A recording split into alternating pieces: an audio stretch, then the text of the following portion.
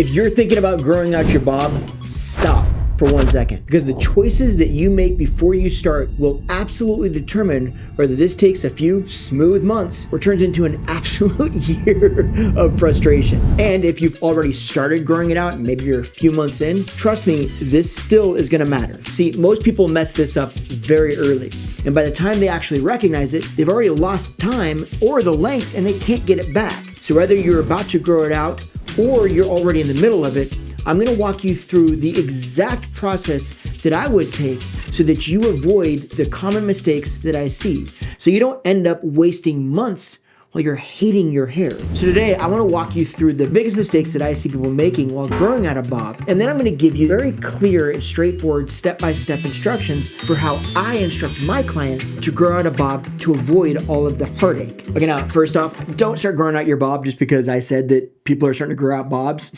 Wait a minute, like anybody's actually out there, Justin said, time to grow the bob out, I'm gonna grow it out. My point being is, if you love your bob, stick with it. Wear it. It's always going to be in style on some level. But if you're thinking about changing or going to something different, let me just break down how you can do it appropriately.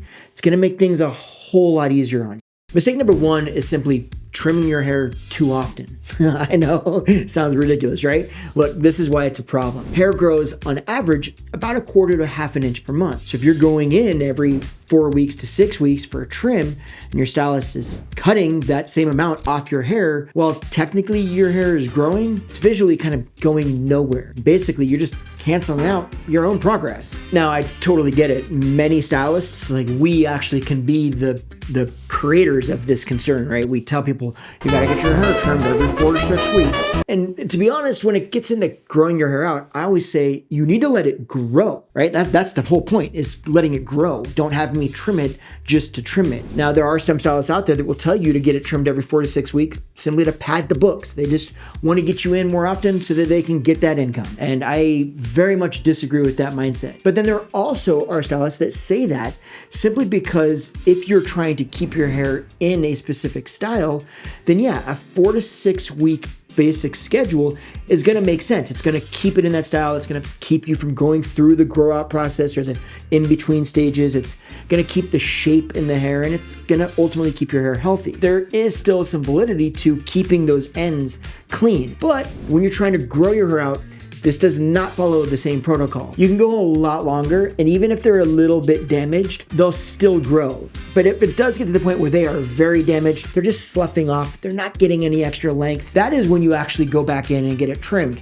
But I'll tell you, I typically see that. That's like a 3 to 4 month scenario more often than a 4 to 6 week scenario. A lot of people just simply assume that automatically, hair getting cut equals healthy growth, but trimming hair that isn't actually splitting or being damaged just slows the process way down. Short of the long, stretch your trims as long as you realistically can.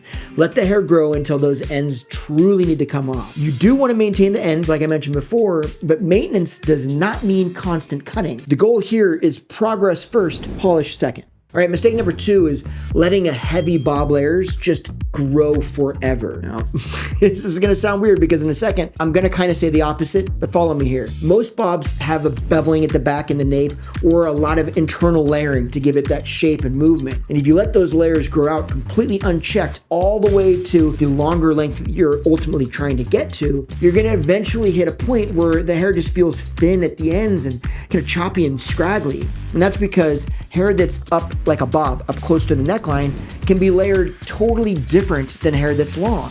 And so if it's layered aggressively up at the bob length, then once it gets long, it's just gonna be over layered, and those layers are just gonna make the ends look very shattered and thin and just kind of scraggly. And then what happens next is the frustrating part, if I'm honest, and that's where you finally reach your goal length, and then you're forced to cut it shorter again to cut those layers off to remove all of that bob layering and to kind of give you a blank slate to where you can actually start cutting in a new shape. And that usually is the moment that people feel like they kind of lost all their progress. So what do you do instead? Well, you need to decide when you're willing to go backwards in order to move forward, because it's going to happen regardless, either way. Now, you essentially have two valid options here. Option number one is that you let it grow long first, and then you cut it back to get those layers off, recognizing that you're going to lose some length in that process. The other option is that you clean it up at the very beginning, meaning you take those layers up, you let the length get a little bit longer, you bring it up a little bit, get some of those layers off,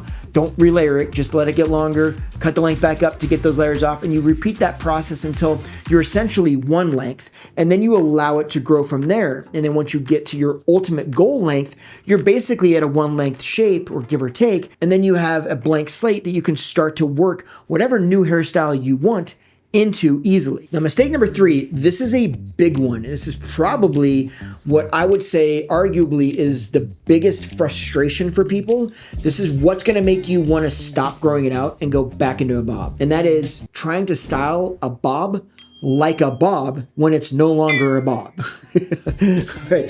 Fact is, a bob styles like a bob until it doesn't. Once your hair hits the shoulders, or basically like the traps, it's going to start flipping, it's going to start bending, and basically just reacting completely different than a bob.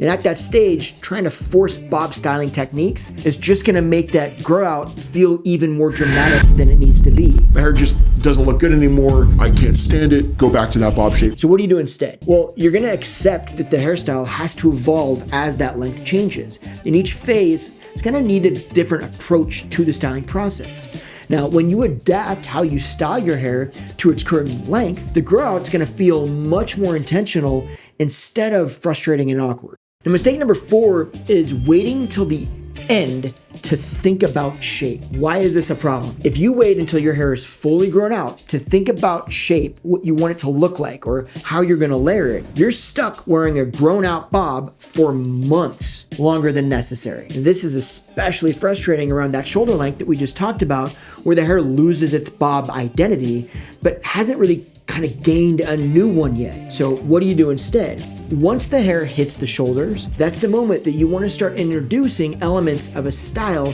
that you're ultimately aiming for. So I think this is going to make more sense here in just a second. Let me break down this step by step on how to grow out the bob so that you can see how all of these mistakes get corrected in action. I hope that makes sense.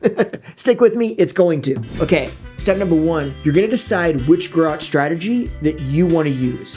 The reason this is so important is because clarity removes a lot of that frustration. If you don't know whether you're prioritizing length first or shape first, every single stage of this grow out process is going to feel wrong. So how do we fix it? Very, very easy actually. You're gonna pick a strategy. You're either gonna pick the length first strategy, which is basically you're just looking at minimal trims. You're gonna accept the fact that the layers are gonna get kind of messy and heavy, and you know you're gonna have to cut that length up a bit to get those layers off once you get to the length that you want. But you at least know the process that you're involved in. Or you're gonna choose option number two, which is the foundation first strategy. This is where you actually cut those layers off in the beginning and then allow it to get long. So that looks like you trim the length up a bit on that bob shape, you get some of those layers off, you don't relayer it, you let it grow a little bit more, you bring the length back up. Again, you're not adding any layering, so those layers are starting to grow out and fill in. And then once they basically get close to one length, then you start to let that length grow. This is going to ensure that by the time you get the length to where you want it, your layers are already gone, you basically have a clean slate, and you don't have to back up anymore to go forward. You backed up in the very beginning to get that out of the way at the start. Now keep in mind, either of these two approaches are going to work, right? The mistake happens when you try to either switch back and forth between them, or you just don't know which avenue you're going down and you're just frustrated with the process as a whole. Step two is you're gonna let the ends grow until they actually really need to be cut.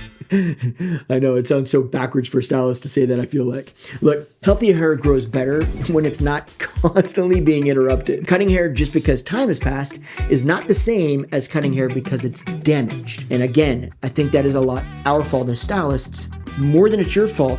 But that's why I want to make sure that you understand this. So what you're gonna do is you're gonna watch the condition of your ends, okay? Don't pay attention to the calendar. Don't pay attention to how often somebody told you to come and get it trimmed. You're gonna trim it only when the hair is splitting to the point that it's just breaking down and it's not getting any more length, and you have to do something. And otherwise, you're just gonna let it get length. Step number 3 is you're gonna reassess everything once you hit that shoulder length. Okay, now this is important because again, that shoulder length is really that transition point. It's where the bob officially stops behaving like a bob. So this is when most people feel stuck, they get frustrated, and they just decide to go back to what they know, which was the bob, and they're no longer gonna grow it out. But not you. What you're gonna do is you're gonna start adjusting that front length so that it feels a little bit more even with the back length. So now is the time where we start to take that front corner off and match it up to the back a little bit. This is gonna go a very long way to making it look like a style now. It's not a grown out bob, it's actually an entirely new style. Now, there's a caveat to this, and that is that it's going to feel slightly shorter, okay? And depending on how dramatic your angle was, it's gonna determine how much shorter that's going to feel. But you got to remember that you're giving up something to get something. If you don't take that length up in the front and make it a little bit more even with the back, it is going to feel like a grown out bob. And so taking that length up, you're giving that length, but you're getting a hairstyle that's a different hairstyle. It's gonna feel much more congruent to the length. And you're gonna start feeling like it's a less of an in-between stage and more of an actual style. Being in between never really does either of those two things very well. That's where that frustration is gonna come from. It's gonna be a million times easier for you, even though it's no longer a bob. It's kind of the point. Step number 4, you're going to introduce front layers if your end goal has them. If you've thought about what you want to grow your hair into and it has some front layers, then this is the perfect time that we're going to start adding those in right now. Front layers at shoulder length, they don't block the future length in the way that all the over layering does, right? They don't mess with it as much, right? They're not dictated by the length. Instead, what they're going to do is they're going to help the hair kind of relieve some of that bulk. They're going to help it have more movement. They're going to help it feel like it's an actual shape instead of just a length that's growing out. So if your long-term goal includes layers in the front, then when you hit the shoulders, start working those layers in. So let's imagine that you wanted it to be like at the chest length, right? And you want some layers in the front once it gets there. That's your final style. Well, then this is when you start incorporating those layers. But you don't take those layers in the front shorter than your chin, right? If you know that you want them to be at your chin length when your hair gets to the right length, you start them as long as your chin. What you don't want to do is create another problem for yourself.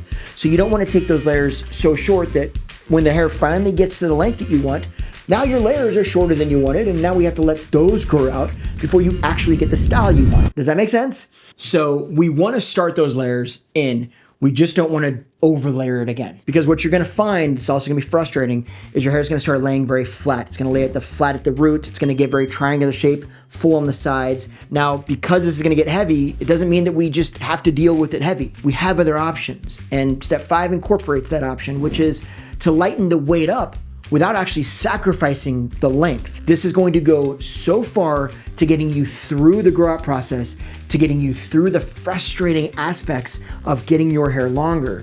And the way that we're gonna do this is through something basically called invisible layering, or internal layering that you don't really see. It doesn't look like layers. I actually did an entire video about this. I'll make sure to link that at the end of this video, as well as I'll pin it in the pinned comment and the description. But short of the long is, you can do layering internally that when you look at it, it doesn't look like your hair's been layered or act like your hair's been layered. What this is going to achieve is it's going to help us to, on some level, lighten up that bulk a little bit, get you a little bit more volume up around the crown, a little bit more movement, all the stuff that you want. We just have some basically lightened up hair that we can now layer however we want to layer it. I actually created that video in a format so that you could take it to your stylist and show them. It sounds horrible. I tried to make sure that it was as respectful as possible. It keeps you from having to try to explain something that's very technical to a stylist. So my hope is that they'll watch it and just say, oh, okay, and then they can choose whether or not they want to approach it that way or another way, but at least they know what the end result should be or what you're trying to achieve from it. It's a very long, drawn-out way of explaining that, but I think this is a very important portion of this process because it's exactly what I would do with my clients, 100%, but I hope you got that. Wow. Justin, let's talk more. Okay, I'm good at that. I am actually pretty good at that. Am I juggling? Either way, you get my point. All of this is simply to say that growing out a bob is not about actually avoiding all of the awkward stages. It's just about understanding them and really kind of planning for them and making very small strategic decisions so that your hair always feels a little bit like you're moving forward and not just stuck in an in-between stage. You're not failing at growing your hair out. You just needed the system. If you want to check out that video I was just explaining, you can go ahead and watch that right here, or again, those are linked in the description. Otherwise, I appreciate you for hanging out. I hope this helps clarify kind of an easy process for how you can grow your bob out. If you like this, make sure you do me a favor, hit that subscribe button. It is absolutely free, and you can unsubscribe at any time. And if you really liked it, do me a big favor. Share it. What the heck was that? Share it with your friends. All right, I appreciate you for hanging out. I will see you right over there. Go check that out. Take care now. Bye.